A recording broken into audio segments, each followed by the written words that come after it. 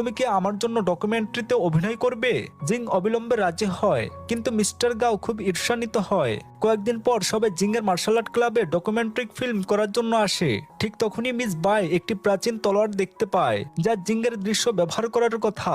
জিং তলোয়ার নিয়ে অভিনয় করার সময় মিস বাই গোপনে তাতে নিজের রক্ত লাগিয়ে দেয়, যার ফলে জিং শক থেকে অজ্ঞান হয়ে যায়। মিস্টার গাও তার দিকে ছুটে যায়, কিন্তু সেই মুহূর্তেই একটি বড় সরঞ্জাম জিংয়ের উপর পড়তে যাচ্ছিল।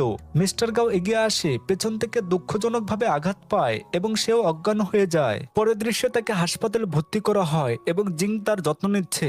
একটু পরে মিস বাই তার সাথে দেখা করতে আসে। সবাই এখন জানে যে মিস বাই এই ঘটনার পেছনে ছিল। সে তাদের বলে, আমি বিদায় জানাতে এসেছি, আমি অনেক দূরে যাব, সম্ভবত একটি দ্বীপে। চলে যাওয়ার আগে সে ক্ষমা চায় এবং মিস্টার গাও তাকে ক্ষমা করে দেয়। ফিল্ম শেষ হওয়ার পর উইলিয়াম চলে যাওয়ার প্রস্তুতি নেয় এবং সে মিস্টার গাওকে বলে, আমি জিংয়ের সাথে একা কথা বলতে চাই। জিংয়ের সাথে একা সে বলে, মিস্টার গাও তোমাকে খুব পছন্দ করে, সে তোমার জন্য একজন চমৎকার অংশীদার হবে। মিস্টার গাও খুব ঈর্ষান্বিত হয়ে জিংকে বলে, উইলিয়ামের বাজে কথাগুলোকে সিরিয়াসলি নিও না। কিন্তু জিং তাকে বলে, সে আমাকে তোমাকে মূল্য করতে পরামর্শ দিয়েছে। এটা শুনে মিস্টার গাও খুব খুশি হয়। জিং মিস্টার গাওয়ের কোম্পানিতে ডিজাইন ডিপার্টমেন্টে একটি পদের জন্য আবেদন করছিল এবং এর জন্য কঠোর পরিশ্রম করছিল।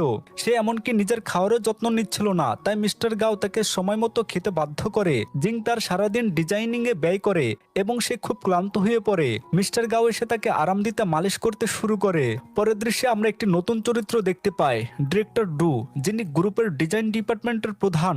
তিনি নতুন কর্মচারীদের রিজম চেক করছেন, যার জন্য জিংয়ের রিজমও ছিল।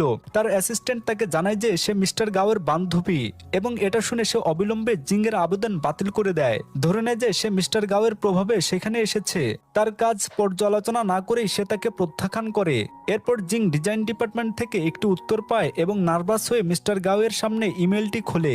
এতে লেখা ছিল, দুঃখিত, আপনি এই কাজের জন্য উপযুক্ত নন। জিং মন খারাপ করে বলে, আমি এত আনলাকি। পরে আমি মিস্টার গাওকে বলে, জিং ছোটবেলা থেকে কোনো লাকি ড্র জেতেনি, সে সবসময় এত দুঃখ পেয়েছে এবং নিজেকে আনলাকি মনে করে। তার ঘরে ফিরে জিং মন খারাপ করে বসে থাকে, যতক্ষণ না মিস্টার গাও তার সাথে যোগ দেয় এবং বলে, আমরা আজ বাইরে যাচ্ছি। সে তার হাত ধরে তাকে একটি মলে নিয়ে যায়, যেখানে সে অ্যামি এবং শিয়াকো একটি lucky draw stall set up করার কথা বলেছিল। তারা যখন খাচ্ছিল, একজন এমপ্লয়ি জিজ্ঞাসা করে, আপনি কি লাকি ড্র এর আপনার ভাগ্য চেষ্টা করতে চান? মিস্টার গাও তাকে উৎসাহিত করে, চেষ্টা করে দেখো, হয়তো এবার তোমার ভাগ্য খুলবে। যখন জিং চাকা ঘোরায়, শিয়া গোপনে তার পুরস্কারটি কম পুরস্কার থেকে উচ্চ পুরস্কারে পরিবর্তন করে দেয়। এটা দেখে জিং খুব খুশি হয়, কারণ এটি প্রথমবার যে সে কোনো লাকি ড্রয়ে কিছু জিতেছে। এরপর তারা যখন ঘুরে বেড়াচ্ছিল, শিয়া এবং অ্যামি কার্টুন চরিত্রের পোশাকে জিংকে বলে, আজ তুমি একটি সোনার ডিম ভাঙবে।